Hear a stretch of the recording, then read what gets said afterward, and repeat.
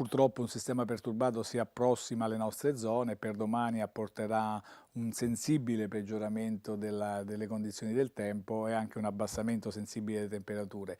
Però ecco, non bisogna scoraggiarsi, perché poi per Pasqua e per Pasquetta avremo un netto miglioramento della situazione. Più in dettaglio vediamo, ecco, per domani abbiamo questo sistema perturbato, quindi sin dalle prime ore avremo questa nuvolosità compatta e un po' di precipitazioni sparse che ci accompagneranno purtroppo per buona parte della giornata, almeno nella prima parte. Poi nel pomeriggio dovremo avere un certo miglioramento.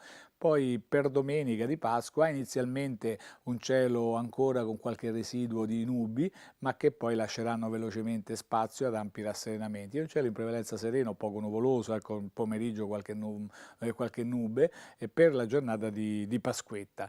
I venti con questa situazione dei quadranti orientali deboli, però abbiamo qualche rinforzo nella giornata di domenica, quindi qualche colpo di vento che dovrebbe però non durare molto. Le temperature, abbiamo detto, avranno un brusco calo per domani, quindi le minime 7-8 gradi, ma non tanto le minime quanto le massime, che faticheranno ad arrivare addirittura ai 10 gradi. Questo per sabato, poi per domenica naturalmente riguadagneranno con il giorno, con il cielo sereno, valori, e quindi si porteranno ancora nella media.